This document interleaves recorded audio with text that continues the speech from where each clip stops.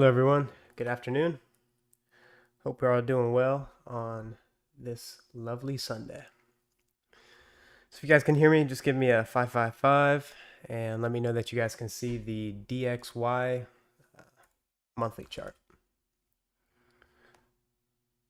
All good? Awesome. Yeah, I was watching the countdown. I was like, I have 2 minutes. I don't got time to sit here and wait for these 2 minutes. All right, so let me get the chart straightened out. All right, hello everyone. Hope we're all doing good. Momentum trader Tyler, my man. Hope you're good. Ahmed, hey guys, great to be back. Killed it this week. Absolutely. Slapping the NASDAQ silly all week. Joe, hello. Ahmed and Diaz, uncharted territory. Yeah, definitely.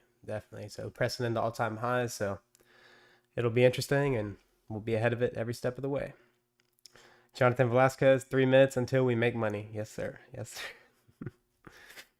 Hope you've all been well. You as well, Tyler. Jonathan, anyone else bob their heads to the beat? Yeah, I think quite a few people do. Olawale, happy Sunday. High speed, afternoon. Glad to have you here, brother. Anita, hello. Matthew, notepad is out. Awesome. You guys ready to learn? I'm ready to teach, so let's get into it. Christian Cadet, Earl, Kieran, hello. Papa Vlad, what's going on, brother? Jonathan, look at that haircut. Looking great. Thanks, Jonathan. You look good, you feel good. If you feel good, you play good. Kieran, did you get a haircut? You look sharp. Thank you. Dylan, I love the fade. Glad you went with that cut. Appreciate it. Man, you guys are hilarious. All right, Musa, back to business. Absolutely. Cristiano, hey bro, hope you had a great weekend. Yes, sir. Hope you did as well. All right, everybody. Hey bro, my first time. Looking forward to it. Welcome. Satish, hello.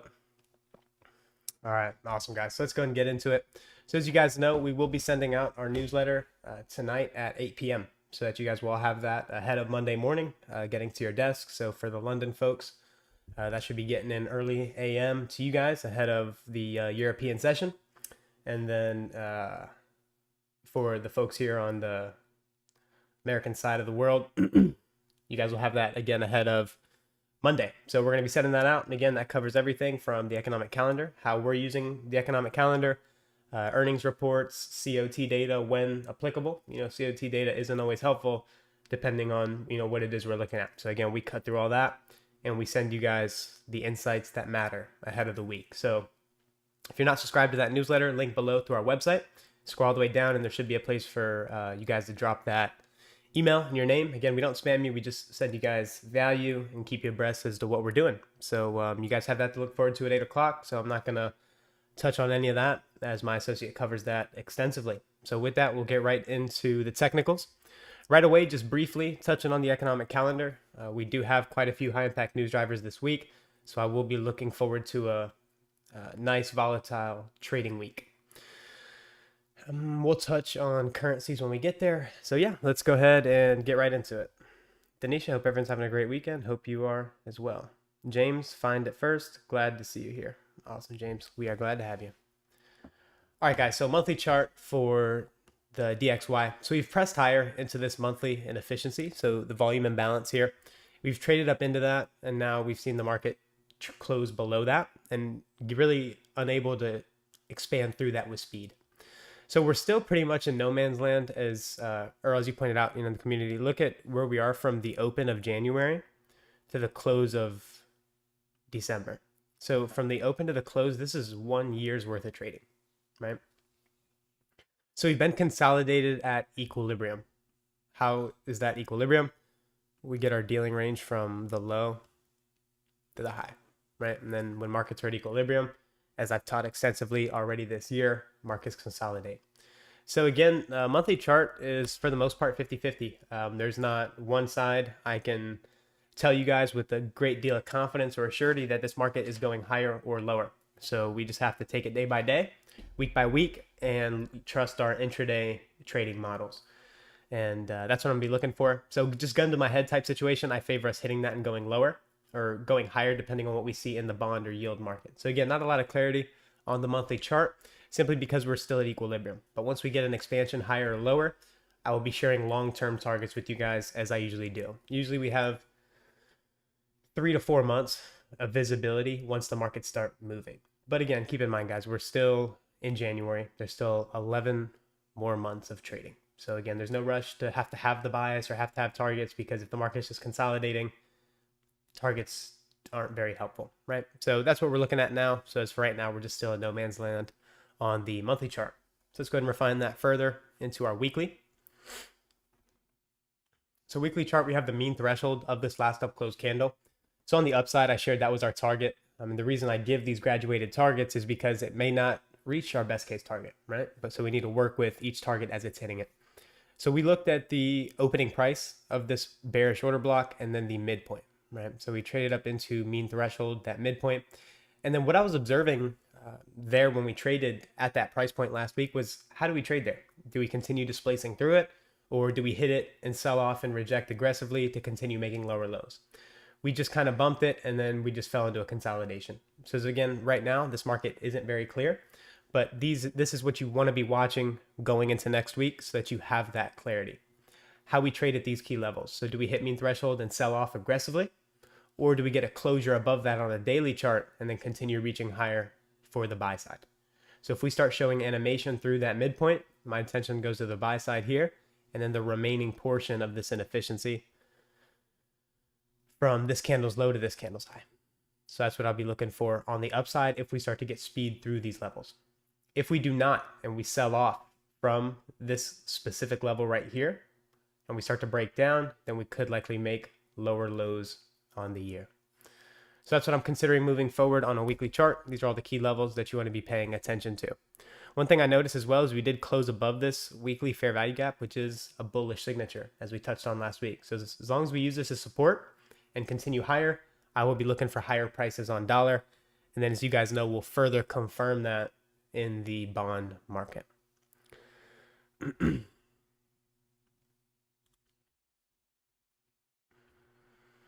So again, just keeping in mind what the levels are as we go through the time frames, we see we have that thick black line, which is the weekly bearish order block mean threshold. And then we have these two lines, which again is that monthly volume imbalance, right? So make sure the levels are transposed throughout the time frames and use them as you go top down. So what I was monitoring last week was, again, on the upside target, we had that weekly bearish order block, that mean threshold. We hit that on Wednesday, and then we pulled back into the range. One thing I noticed is that we were unable to really make any ground above that weekly volume imbalance, or excuse me, the monthly volume imbalance. We look at the bodies here, unable to do what? Really get above that midpoint, right? So this is not as bullish for me, which is why it's just, again, it's a 50-50 analysis. And as you guys know, I don't like to do 50-50. If it is 50-50, I'll wait for more information and wait till I have that clarity. And again, day trading is not always everyday trading. Sometimes we have to wait for more information, and that's fine. You know, that's a strength, recognizing when you should be pushing it and when you shouldn't.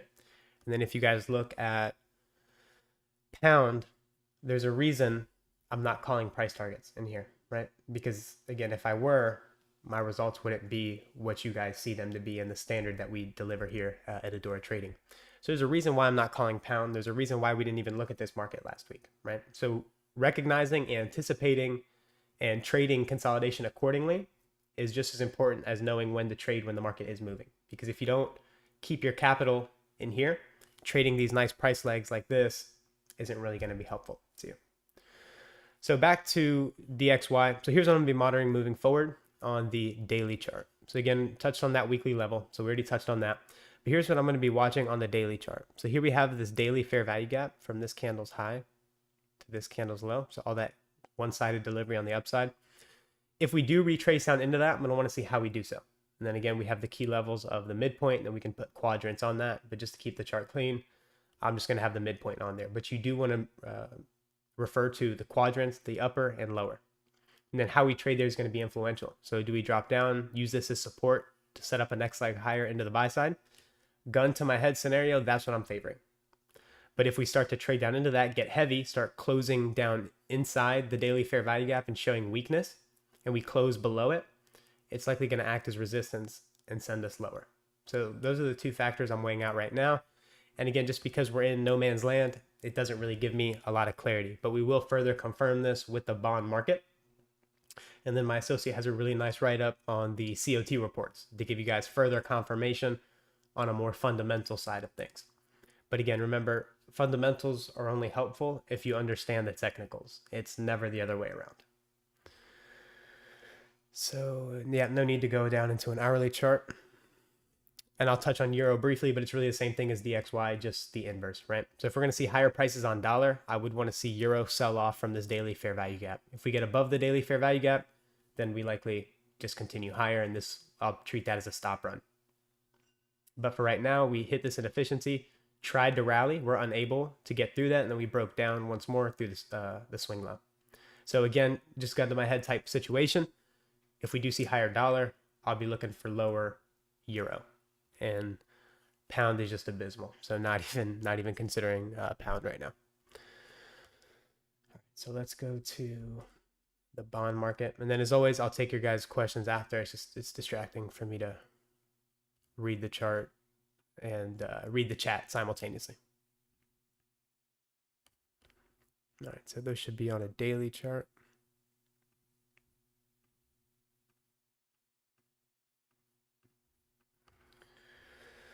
All right, so monthly chart for T-bonds. So we have this range from low, or from high to low, excuse me, and then we've traded higher into a short-term premium with equilibrium about right here. So what I was monitoring was how we trade inside that monthly inefficiency. Do we get above it, close, use it as support, and trade higher? Or do we reject it? Right now, we're seeing a rejection. We are unable to get above that. Then we see in this monthly candle expand lower. So with T-bonds expanding lower, that's automatically going to allow DXY to rally. So again, it's not just enough to look at dollar. If you really want that insider perspective, if you really want to see, if you really want to have that visibility moving forward, you have to look at the market like a professional and weigh out other markets. It's not just enough to look at the market you're trading. It's good to incorporate inter-market analysis, again, if you really want that forward visibility that you see me demonstrating week in and week out.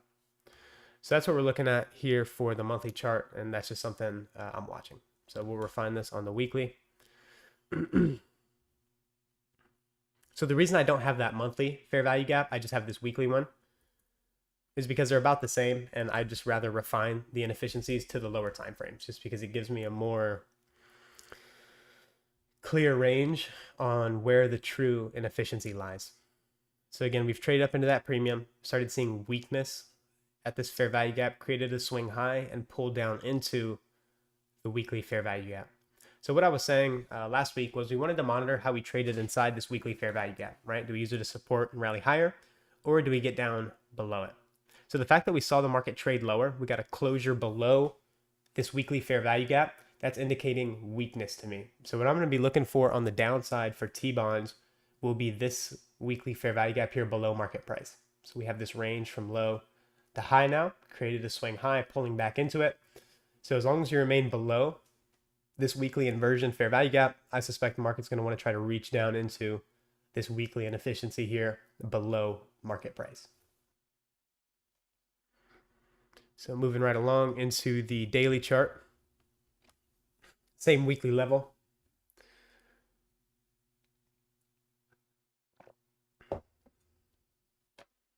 So trade up into that weekly level, and then we sell off. So again, we were watching this weekly fair value gap, and I'm about to take this off just to keep the chart clean. But then you guys see how we did close below what? We closed below the midpoint, right? So as soon as I started seeing us close below midpoint, then we started expanding lower, that told me we were going to want to reach lower. So what that translates to is a bullish bias in the DXY. So that's how I'm weighing all these things out. So let me take off this weekly level just to keep everything clean. So again, we see we drop lower. So this daily fair value gap here, not providing any support, and then we close below it. So what I'm going to want to see is this act as inversion and see us not get back above it. The last line in the sand for me being bearish on this time frame would be these last 12 closed candles. So this bearish order block here, denoted by the black line, we should not get above that. We can stab up into this fair value gap, but I really prefer to see it left open. Because if that fair value gap's left open, then that's going to indicate to me this market's really weak. And then I want to see us run to that sell side. And then how we trade there is going to be significant. Do we hit that level, reject higher? Or do we break down and continue seeking a deeper discount? So that's what I'm going to be weighing out moving forward. Again, this fair value gap, not looking at this as support to rally higher. I'm going to look at this to act as a ceiling and serve as a sell-off. And then if we do get that in bonds and we're able to qualify that intermarket analysis, I will suspect we're going to be seeing higher prices on dollar as a result. But again, it's still early. It's still January, so there's no need to push it. There's no need to force any type of bias. So this is just what I'm weighing out. This is my internal dialogue. But again, it's nothing to bet the farm on, especially this early in the year. All right, so we'll go right into yields. Let me go ahead. So going into yields, so we've seen we're in a range here on yields, and we've dropped down into a discount across all the yields. So seeing that we've traded into a discount, we've seen the market show a willingness to rally, right? And this is largely attributed to why we're seeing the higher prices in dollar. Because remember, currencies derive their value from their respective bonds. So understanding that, without going too deep into this, IPDA is designed to facilitate commerce over anything else, right? So it's facilitating commerce, and at the same time, it's attacking liquidity and orders to facilitate that commerce. But number one objective of IPDA is to facilitate commerce across financial institutions and companies, all the sorts that are doing business again internationally. So understanding the flow of money and how that works, it gives you an insider perspective into the macroeconomic flow of money through the economy and why this is significant. So again, it's not anything too complex, but you do want to understand basic macroeconomic analysis and how money flows through the economy, right? So there's no such thing as money heaven where money leaves an asset and then it just disappears, right? Money's always seeking yield. So if it's leaving something, it's going directly into something else. And that's just the nature of the financial system. So understanding that we're seeing a move higher on yields, that makes dollar what?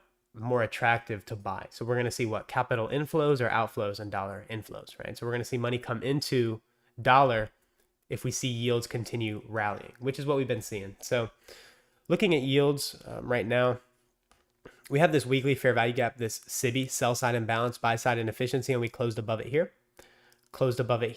and then the 5-year yield is lagging a bit. So as long as we continue seeing upside on yields, which is what I'm expecting, so we have this inefficiency right here on these two, and that's what I'm going to be expecting for us to want to reach up into. So how we trade there is going to be influential, and if we do indeed get that move higher on yields, we're likely going to see dollar reprice higher as a result. So that's what I'm going to be looking for moving forward on the yields. And then, yeah, once we get to that fair value gap, I'll have to just play it by ear and see how it is that we trade at those levels. And then that in and of itself will give me insight moving forward. You know, how we trade there on the delivery to that level. And when we get there, those are all things I'm going to be monitoring. So dropping right down into the daily chart. So one thing that's notable, one thing that I'm going to mention here is that on the 30-year, we see that we did get above this swing high. The 10-year was unable to, and the 5-year was unable to. So is that indication of SMT bearish? I don't know. That's something I'm just going to have to weigh out and monitor moving forward. But as of right now, we're seeing bullish structure being priced in with swing highs being broken and short-term lows being respected. So as long as we keep pricing in bullish structure, I'm going to look for higher prices on yields. What invalidates that is the respective daily fair value gap. So we have a daily fair value gap here with a down close bullish order block here. We have a fair value gap, down close bullish order block, and then the same thing here. So if we get below that daily fair value gap on a closing basis, I will no longer be a bull on yields. I'll suspect this is an SMT, and then we're going to roll over, and then we're going to see weakness in dollar. So it's just a lot of matter of if then. And again, it's a stark contrast to what you guys saw all last year, which is complete clarity, complete forward visibility, saying, okay, these are the levels, this is where the weekly candle's going, and it's just pretty much a done deal, right? But early on in the year, January, really going into February, there's not a whole lot of institutional sponsorship. There's not a whole lot of money managers that are rushing into risk, especially this early on in the year, especially with the climate we're seeing around the world, right? So again, just caution on that front because we're still early in the year. So there is no need to force anything. But again, I am here to just share my internal dialogue of what I'm looking at and what myself and my team of analysts are going into this week looking for. So that's what we're looking at on yields. And again, that's just going to be a further confirmation of dollar. All right, so let's go to indices. And indices, we always have that, not always, because obviously there's times it goes into consolidation, but just crystal clear clarity on indices, just week in and week out. And it's just a beautiful asset class to trade. I feel bad for the Forex folks that were insisting on pushing it in pound and euro. It's been brutal. Come to indices, join the dark side, right? So weekly chart for ES. So again, we dropped lower, found support right there at the midpoint as we were looking for, and then we've been bullish these next couple weeks. So we were looking for this high here as buy side liquidity, and then the market repriced into that beautifully on Friday. Moving right along into NQ, and I'll share what all that was. That's just my my notations for my own login purposes. So I have that 1800 level there. I'll touch on how I got that level when we get into the daily chart. So on the weekly, again, we're extremely bullish. We drop down to that weekly fair value gap. Look at all these inefficiencies left open. Not even able to come down into it, which is indicating, again, this market is in a hurry to reprice, or we're really bullish, which is why we've been looking for higher prices. We were not looking to short. We were not considering this a top, and we were expecting the market to bust through that door, just like the SWAT team. Again, we were not looking for lower prices in indices, and this was not a top to us. So we were looking at this as a retracement to a continuation. And these are some of the algorithmic signatures in NQ and ES, for example, seeing all these inefficiencies left open, unable to even get down to the low end of that fair value gap. All those are tools that I have for precision to tell me whether a market is underlyingly really strong or really weak, right? So we've been looking for higher prices. And again, power of three, right? We don't expect the market to just open and rip higher, right? We expect it to open, make some type of low early in the week, either Tuesday or Wednesday. This week, we were looking for Wednesday low of the week because it was a bank holiday on Monday. So I use almost Tuesday like a Monday in my analysis. And then Wednesday was the low of the week. And we were indeed calling Wednesday low of the week that same day. And then just trusting our bullish bias Thursday, going into Friday. So again, weekly expansion higher. And then same thing on ES. Open, low, high, close for a bullish candle. All right, so let's get down to the nitty gritty here on the daily chart for E-mini S&P. Let me extend that weekly fair value gap. So the market offered, just do a brief recap. So the market's already offered its respective short-term discount here, which we called this lower. And then we were looking at this as a sell to buy or a drop to go higher. So once we hit that discount level, we immediately expanded higher. And then I wanted to see them rip through these highs this week, or that week that we were trading where my cursor is at. But it ended up creating a swing high and pulling back into the range. So I wasn't caught off guard by it, and my community wasn't either. We were looking at this as a drop lower, just to accumulate more at a deeper discount. But the main function of that was to really sell the idea that we have a top in the marketplace, right? Because what's retail seeing there? They're seeing their top, double top, resistance. They're seeing their head and shoulders, whatever patterns they're looking for that have no context, right? And we're understanding that the context of this market is still bullish, right? So we're looking at this drop down into fair value gap and the daily bullish order block as a new buying opportunities to set up that next price leg higher, right into the equal highs. So just a beautiful delivery, hitting the bullish order block, dropping into a short-term discount. The market's off to the races, attacking the buy stops of the people that unfortunately thought this market was going lower. And then same thing for NQ. And then NQ's been much more bullish, right? So they dropped down into its respective discount, aggressive repricing higher. We were not looking at this fair value gap as 2022 model, shift in market structure, trade higher, go short.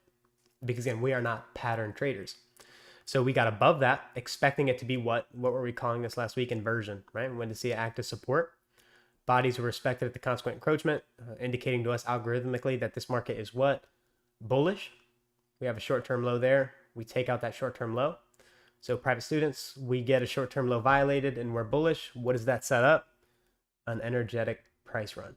And then we got that beautifully when time is aligned, right? Wednesday low of the week, Thursday, Friday, expansion higher. So let's get into targets and what I'm looking for moving forward now that we, recapped the previous week, covered what we were looking for and what we saw. Appreciate that, Christian. Thank you very much. So DXY higher, bonds, indices.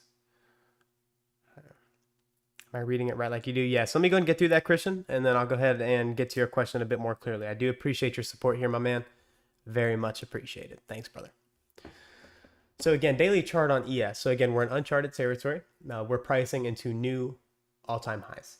So what tools do I have to rely on to get price targets for all-time high valuation? Obviously, when we're trading inside of a range, it's really easy to see, where the market's reaching, right? Because we have either liquidity or inefficiency, right? Those are the only two things that the market's reaching for.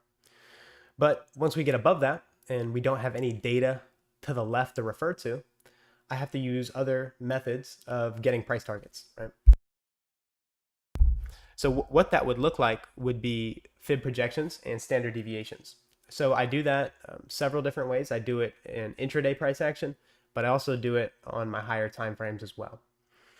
So this is what I'm going to be looking for in ES for upside price targets. So measuring body to body on the manipulation move lower, we get price targets here. So we get 48, 94 and a half. Through that, we get 50, 36.75. And then to get even further targets with these fib projections, what you can do is split them in half. So from here to here, what's the halfway point, that price level? So then I would look at like 49, 64 and 3/4 for price targets, right? Because we're trying to get as many price targets as we can so that as we're trading long in a bullish market, we have levels that make sense for us to look to take partials. So there's a lot of different ways to get fib projections. So that's one, measuring the Judas, but you can also measure the leg that creates the breaker. So those are all also valid price targets. And then you can also measure other intermediate term swing points. So I'll teach this much more extensively to our Discord community as we move forward. But for right now, that's more than enough. And then you can measure other intermediate term swing points, right?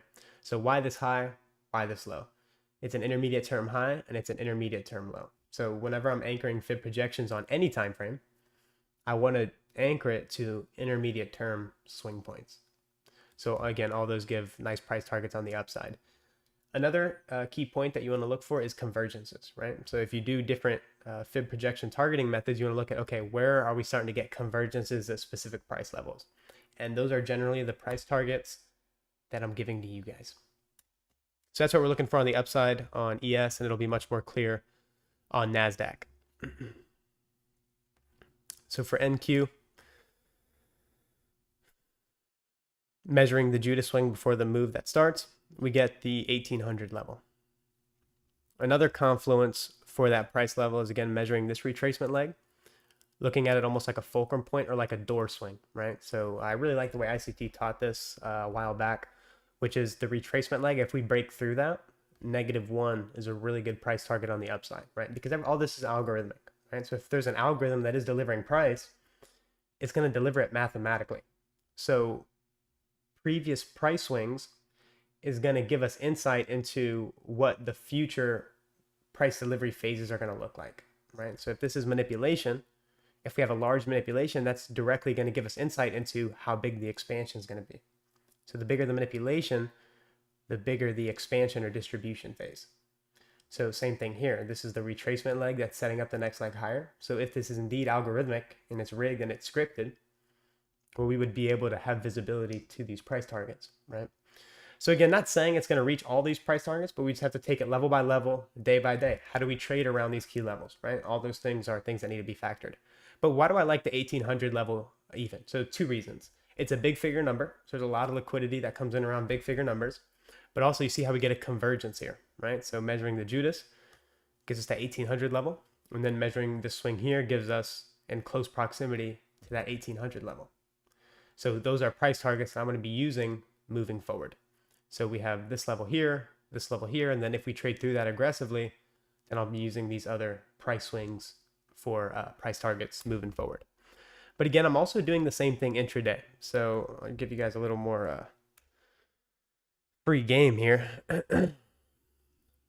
not only am I doing it on the higher time frames, I'd also look for convergences in my lower time frame. So Friday's trading, how do we know it's going to be a large range day? Because it had a large manipulation. So if there's a large manipulation, as a result, the distribution or expansion is also going to be large. So we can run fib projections from low to high here, or we can do it across the bodies. So the bodies gives more, what's the word I'm looking for?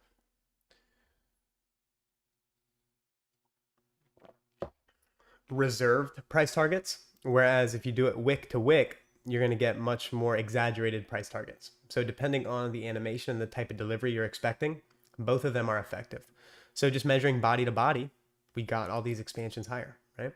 But I'm not considering these standard deviations until we get the time of day, right? So if we're expecting a bullish day, it's going to be what? Open, low, high, close. What time is it going to make that high? 3 p.m. So I'm only considering price when time is a factor, right? So at 3 o'clock, we expect that daily range to be capped. So that's when I'm going to consider price levels. Only when time is in agreement is your price going to be effective. So back up to that daily chart.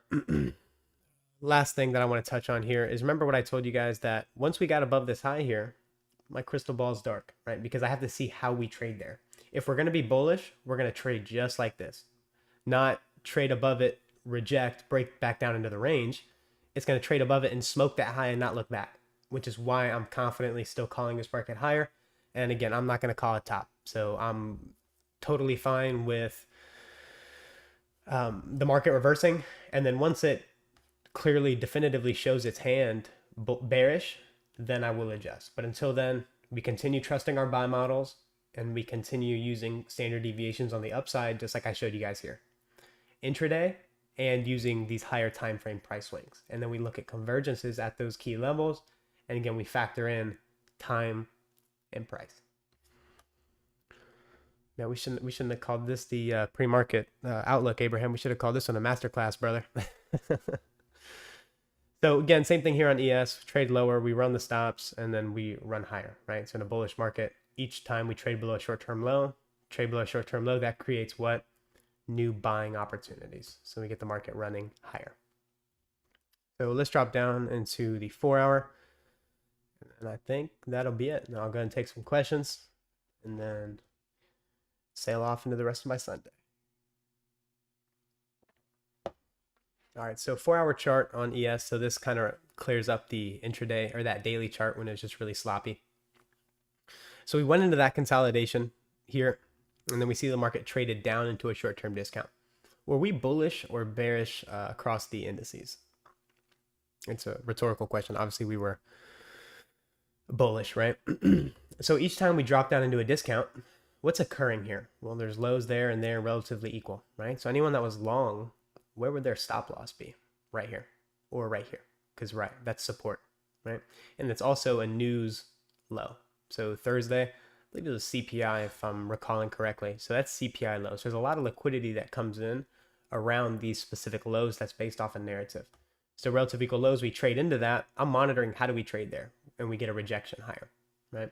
So we're bullish, discount market offers new buying opportunities, and then the market rips higher into these equal highs here and these equal highs here, which we were expecting as a target. But again, we have to consider time. It's not just the market opens and runs higher. We have to look at the beginning of the week, which was Sunday. So if we're expecting a bullish week, it's going to drop first. Why? Because smart money's buying this discount. They're buying those sell stops. Where are they going to distribute them? To the willing buyers up here. Right. So that's what we're looking at on a 4 hour chart. Hold on, let me wrap up. So again, I like to see how we trade through these highs. So you see we trade through those highs with this bullish inefficiency. So that's indicating to me this market is still reaching higher. So what I was doing this week and what I'm going to continue doing moving forward is, again, using intermediate term price swings, using the manipulation move before the true move, and getting price targets on the upside. So we had -2, -2.5. Taught you guys how you can break these price levels into midpoints for further price targets, and then we hit that nicely. So that's what I'm doing when we're at all-time highs. And then on the upside, I like all these as valid targets. So the fact that we closed above -2, if we get above -2.5, I suspect we'll likely get to -4. So that's what I'm looking at. And then again, just have to see how we traded all these levels. And then we could either see like a retracement or some type of reversal from these key levels. But first stage of buy side here, we took that out aggressively. And on the first stage of buy side in a bullish market, I don't like to see the market retrace. So I want to see the market keep expanding, and I do not want to see any type of deep retracement. It's not necessary. The damage has been done here. People that thought the market had topped here, they got trapped short. Their stop would be there. They added more shorts because now they feel really confident the market's bearish. And we were looking for what? The market to smoke these stops here. So I want to see continued aggressive expansion higher is what I'm getting at. So 4-hour chart for the old NQ. So again, leaving all these relative equal highs and then dropping early in the week. Doing what? Again, setting up buying opportunities to run into these highs here and here. So NASDAQ did not make a lower low with the E-mini S&P. So whereas ES did get below this low, NASDAQ did not. So that was indicating what? That ES was just running the stops and NASDAQ is the stronger asset. So that was further confirmation as to why I was even looking for Wednesday low of the week market profile. And then the market expands higher through these equal highs here and here. And then again, same thing for NQ. The drop before the run higher, getting price targets on that on the upside. So look at how we closed above -2.5. So it'll be interesting to see if it wants to run up to that -4. So that's what I'll be looking at. And again, looking at all these other deviations is key upside targets as well. So that's going to be it. That's going to conclude this analysis. Last thing, yeah, so this hourly fair value gap here, I'd want to see a support here. We should not get below that if we're going to be bullish. So I'd rather see the market make some type of low of the week here. And don't put too much weight into this, but here's what I'd favor. Would be like an ideal week. If Dylan was a market maker, this is what I would do. Monday, small range, there's no news, right? So we had a large range day, so small range on Monday. What's that going to do? That's going to create a fair value gap here. What I'd want to see Tuesday then do is drop, make a low of the week inside that fair value gap, and then we get a classic buy week. That's what I'm favoring, but again, don't think too much into that. And then I'd see that same thing on ES as well. So maybe like a small range Monday, Tuesday, make that low of the week, and then continue expanding. So that's what I'm going to be favoring.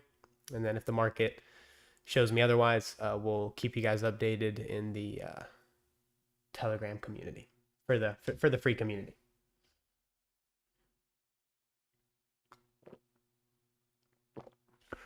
All right, so I'll go ahead and get some questions now and see what we have to look at.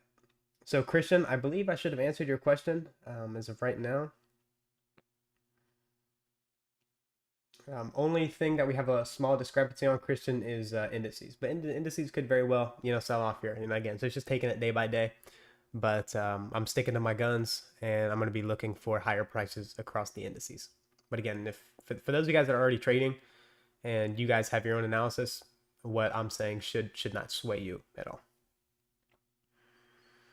Yeah, appreciate the support, Christian.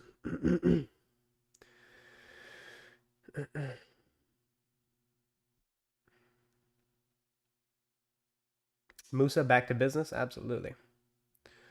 Omar, hello. Thanks for the live. Definitely. Pleasure's all mine. Ahmed Diaz, open interest still has not increased from COT on the dollar. Right, Ahmed, it has not potentially increased week to week, but we are above that equilibrium line on the COT range. So you'll see those insights when our newsletter rolls out here at 8 o'clock. It'll be sent directly to your inbox if you guys have subscribed to it. Please update us regarding signal service. When are you opening the signal service? Yeah, great questions, guys. So for the signals, we're going to get started in February. So second week of February is when we'll get started, and then we'll start the enrollment period January 21st. About a week before that. So a week before we open, we'll let you guys know. We'll send an email out. We'll send an update on Telegram, and we'll let you guys know that we're open for business for signals. So we'll be doing, again, on the signal service, we'll be doing ES and Q and some Forex only when applicable. So swing trading, Forex for the most part, but primarily focused on stock indices. That's what we specialize in. So that's what we're going to be providing signals in. And I got a question is, will you be providing swing trades? Absolutely. Yep, we'll be providing swing trades as well as intraday trading when the economic calendar and the market structure is favorable. Denisha, in the February, there's more information on the Adora website. Thank you very much, Denisha. Thundup, would you consider that breaker possibly forming a unicorn? Unicorn's like a breaker fair value gap model, I think.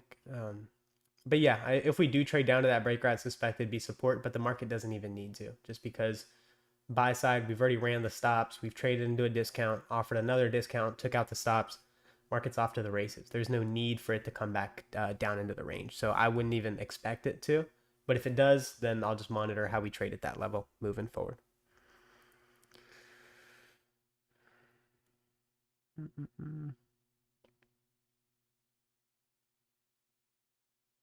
Momentum trader shortened for time.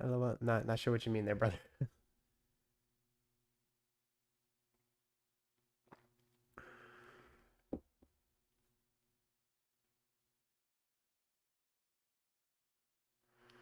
In this case, in the hourly, the price consolidated before the expansion. How do you anticipate when that expansion will be time-wise? So just understanding, weekly profiles, right? So if we're in a bullish week that we're expecting to expand higher, we're going to expect that low of the week to come in either Monday, Tuesday, or Wednesday. Because of how the news was aligned, the way we saw the impact, the high impact news drivers of the economic calendar, and that's something you'll want to study. When are the high impact news drivers forming on what day? And then that typically gives us insight into what weekly profile we're going to be expecting. But again, just it's an experience factor as well. But again, the market structure, the economic calendar, and how we're trading at all those key levels, SMT, all those different tools are what give me the insight to know we're likely going to print that low of the week, and we can trust our buy models Thursday into Friday. Frank, you don't use the ES1 chart? No, I just use the front month contract. If I want to do like long-term analysis, like monthly and weekly, then I'll use the ES1 chart, but it's not something I use very often because it gives me a lot more insight using the front month contract.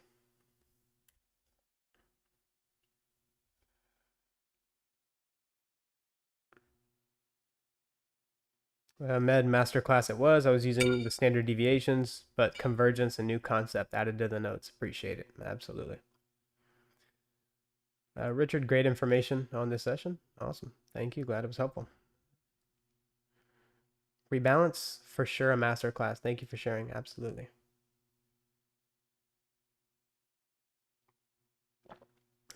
Matthew Davis, why don't you use the continuous contract for the 2021 highs as a target? Let me go and take a look at that.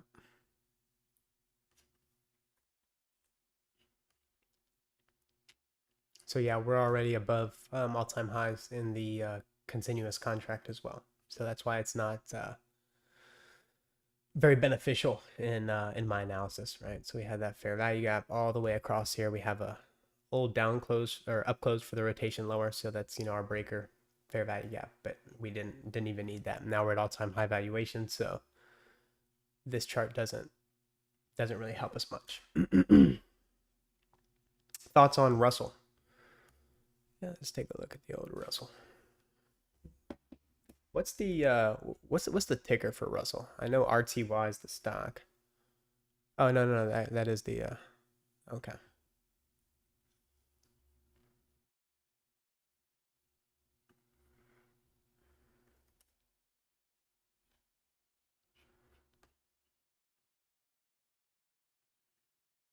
That's the right one. Yeah, E-mini Russell. Yeah. Yeah. So thoughts on the Russell. So my real thoughts are this market's abysmal. But I'll still analyze it for you. So we see the market drop lower. We cleared out the stops here. So all these stops that built up here were taken out. And then we got an aggressive repricing higher. So what we've seen is a retracement since then into this weekly fair value gap. So body's still staying above that midpoint. So we potentially seen a retracement into the fair value gap, into this mitigation block in here. And then we rally higher. If we give up this fair value gap when we trade down below it, then we likely run into that fair value gap. But we have relative equal highs here. So there's buy stops that built up on this retracement here. And then how we trade there wouldn't be too much of a stretch to just poke above that high. And then once we get above that, we have this last up close and we have this little bit of inefficiency there. So that's what we're looking at on Russell moving forward. If we drop into a daily chart, so we dropped down into this inefficiency, took out the stops, and now we're repricing higher. So one thing to monitor on RTY, looking at the daily chart, would be this fair value gap here. So we dropped down just into a short-term discount here into that fair value gap and cleared out this short-term low. So how we trade below that short-term low will be significant. So do we take out that low and then displace higher? So if we get a closure above that daily fair value gap, these smooth highs here look too enticing. And then how we trade at these smooth highs, we have this inefficiency here. And then if we get above that inefficiency, then we'll likely want to work into this inefficiency here and here. So that's what we're looking at on Russell. But if we show weakness and we just wash out from this fair value gap, then we'll just have to look for lower prices and then look for discount targets. So hopefully that clarifies that there for you, Mel.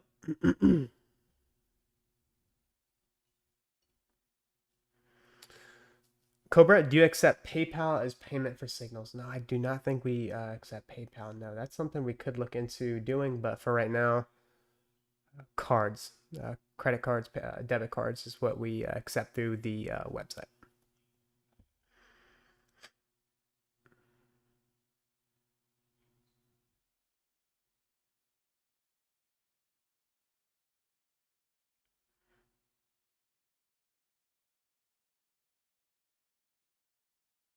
Cristiano FX, do you use midnight open price for levels to take trades from? And if so, how do you go about it? Thanks. Yeah, absolutely. Every day I have midnight open, 8:30 and 9:30 open on my charts. I use each of those independently, but since you specifically asked about midnight open, I use that for the daily range, right? So if I'm expecting higher prices, I want to get on a long position near or below, like if we're bullish, right? I want to get an entry near or below that opening price to ensure I'm getting in at a good discount. And it's really just like any other. Mel, did I get to your question? Hopefully I covered that for you, Mel, but I did not see a response before I move on and answer this next question.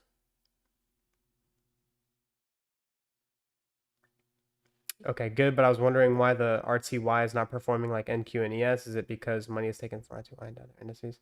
Yeah, so small caps, again, I'm not gonna sugarcoat it for you guys. The American economy sucks, all right? It's in the drain, and it's abysmal. That's why they have to fake the data and whatnot, but we're not gonna get too much into that.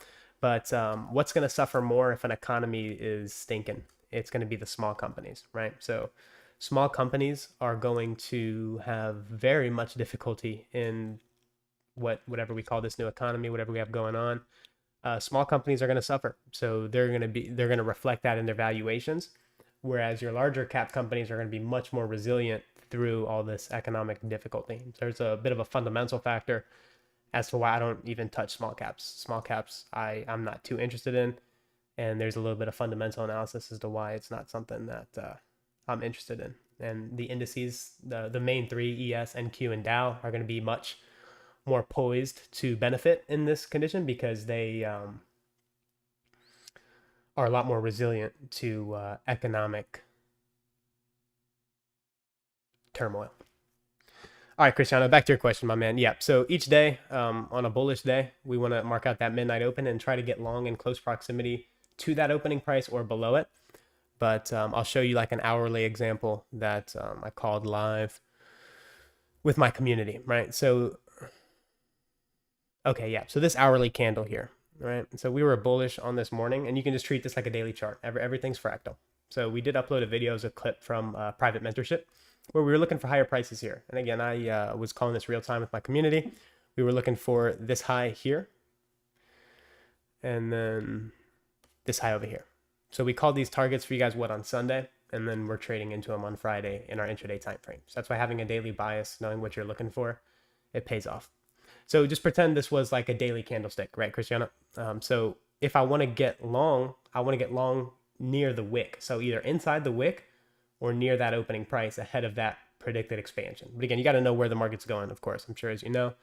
And then once you understand that, okay, it's going higher. So if I want to be a buyer of this market, where would be the most opportune place to get in? And obviously that's near that opening price. So that's how I use midnight open, just on a daily candlestick. But again, the logic applies to any time frame. So if that covers your question, Christiana. High speed, okay, thanks, awesome. Yeah. Kristen, DXY is bullish. Okay, yeah. So it's not as I see where your confusion's at. So typically we look for what? Higher dollar, that puts pressure on what? Indices.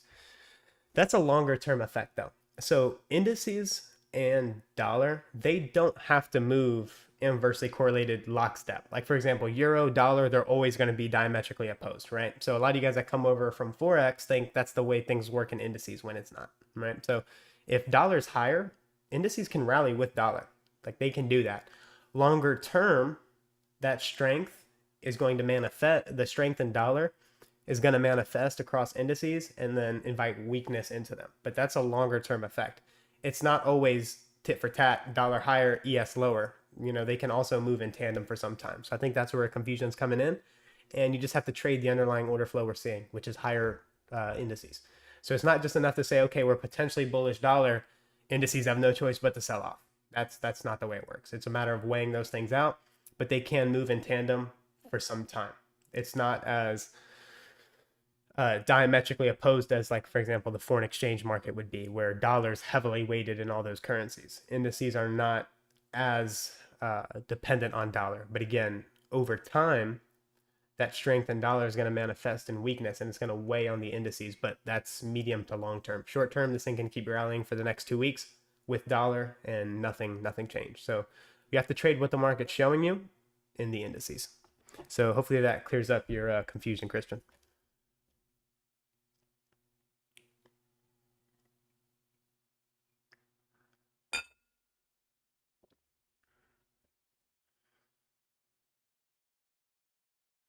Dylan, how about turning on the adjusted? I don't like looking at the adjusted. I like looking at the most accurate market price. And what adjusted does is it takes off the roll gap.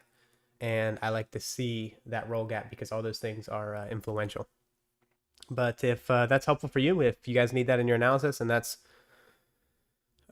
going to NQ, if putting on the adjusted and still having those as price targets is helpful for you, then that's great. But me personally, I'm not using it. I like to see the adjusted or the non-adjusted. But definitely, I could definitely see that as a price target moving forward on NQ. Just wanted to poke up above that high. But then once we get above that on the adjusted, you're going to have to use the targeting techniques that I shared in terms of how do you get upside targets. So hopefully that covers the question. Yeah, guys, I know how to use adjusted. I know what you guys are saying. I just don't use it. I don't use it. I like to get an accurate reflection of what market price is at, and adjusted skews that in my opinion.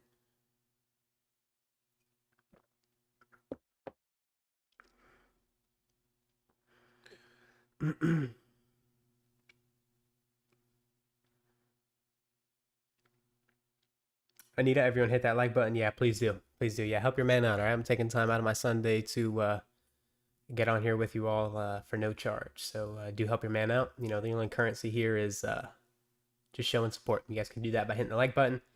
Doesn't cost you anything, but helps us out here and keeps me motivated again to come out here and keep doing this for you guys on YouTube.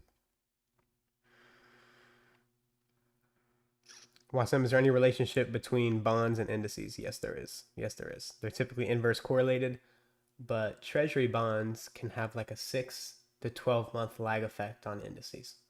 So that should give you guys or give you specifically something to look at and study. Matthew Davis, that's why my charts are messed up. Yeah, awesome, bro. Zakaria, not adjusted, is more accurate and close to what the cash market is doing.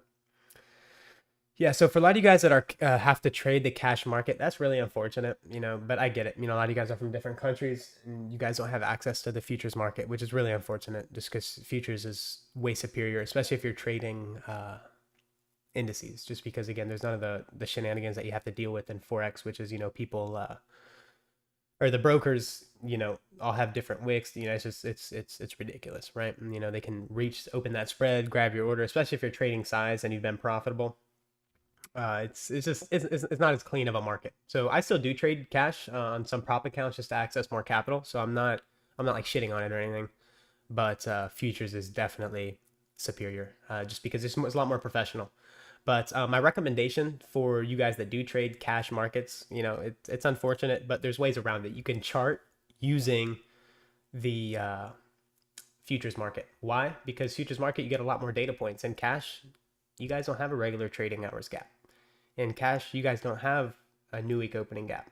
You guys have different highs and different lows if you're charting on cash markets, which is just really unfortunate. So if you do have to trade those cash markets, just chart on my recommendation would be to do your charting on the futures contract itself. Because again, you get all those data points that is just flying right over the heads of people that chart on cash. So, and one other clarification is that cash is not having any type of bearing on what the futures contract is doing. It's the other way around. So cash is trying to catch up to what the futures market is doing, and the cash market is always lagging behind futures. It's not the other way around. Futures is not trying to catch up to the cash market. It's the other way around. Christian Cadet, got you, brother. Understanding it better. Awesome.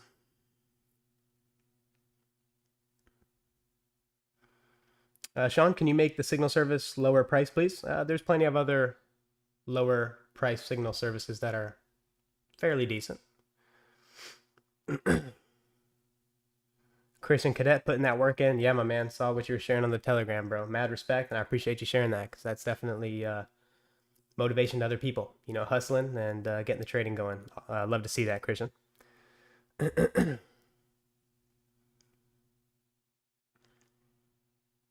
How did you draw the dealing range in this scenario? Clarify the scenario you're talking about, momentum trader. Tyler, I'll go ahead and cover that question, and that's going to go ahead and be my last one. Oh, Jonathan. All right, I'll get to your question after, Jonathan. Momentum trader, the dealing range on what time frame? I wasn't sure where I was at when you were asking me that, brother.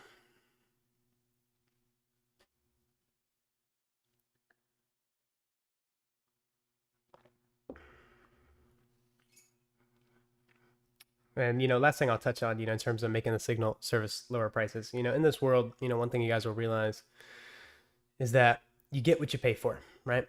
So if you pay for dollar menu signals, you're probably going to get dollar menu results, right? But if you invest properly, there's no such thing as a free lunch in this world, right? You got to work what you get. You're going to get what you work for. And if you're just looking for shortcuts through life, well, you're definitely not going to cut it in trading. I'll say that much. You guess on the 4 hour of the NQ? Just be this low to this high, right? The energetic run where we form the swing high, trade down to discount. So hopefully that covers your question, Moon Trader. I think it was on NASDAQ you were asking.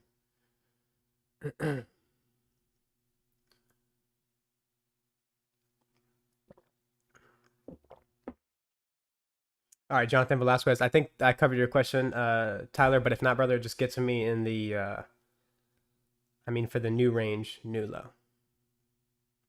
Oh, for the new range. Got you. Yeah, so this would be the dealing range low, but there's no place that would constitute the dealing range high because we haven't created that swing high formation and the fourth candle impulse back into the range. So we haven't even seen that yet. So this would be the low, but where we'd anchor the high is still to be determined. But we'll cover that as we go throughout the week. And remember, I'm doing commentaries for you guys every day. So you guys will have those updates as we move forward. Hopefully that covers your question there, Tyler. Yeah, awesome. All right, Jonathan, at what point in your technicals do you move to and from continuous, such as NQ1 back and forth to NQH4? Yeah, so for long-term analysis, I'll use the NQ1. So we'll go up to a monthly chart. So if I want to do long-term analysis, for example, and I want to see where we're at on a monthly chart, I want more context, and I'll use the continuous. Or if I want to do a long-term analysis on the weekly chart, I'll use the continuous contract. But when I'm doing my intraday analysis, when I'm trading, when I'm setting up at my desk getting ready for that day, I'm always using the continuous contract simply because, and we'll use ES as a case study. So we'll look at the weekly chart here on ES. You see how all this is just clean delivery back and forth. But if you go up to the, we'll do ESH 2023. We'll use last year's. Will it even let me see that?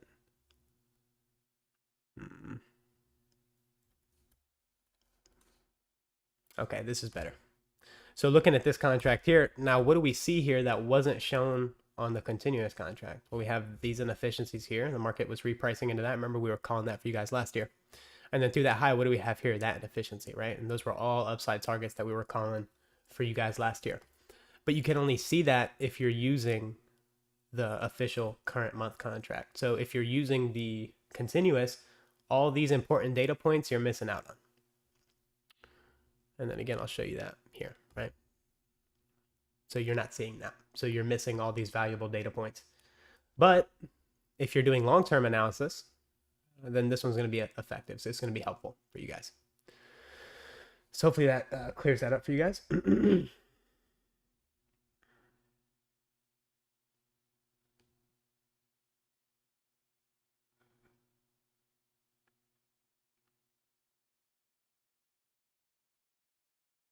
So does that make sense, Jonathan? So when I'm doing the continuous or I'm doing long-term, I'll look at this one. But if I'm doing like intraday or I'm analyzing, getting ready for a session, then I'm just using the ESH, the official contract. So hopefully that makes sense there, Jonathan.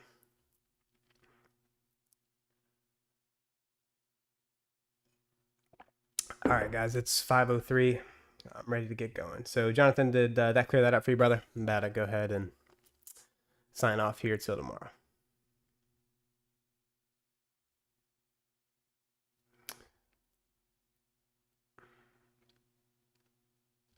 Okay, perfect. All right, guys. Well, appreciate you joining us here. I believe I covered most of the questions, if not all of them. So I thank you guys here for joining us and very much appreciative of the support. Jonathan, yes, sir. Long-term use continuous. Yes, sir. Awesome. All right, guys. Appreciate you guys joining us again, and thank you for the continuous support. Please do hit that like button on your way out. That helps me out greatly. So with that, hope you guys have a lovely rest of your weekend. Good luck and good trading. Take care, everyone.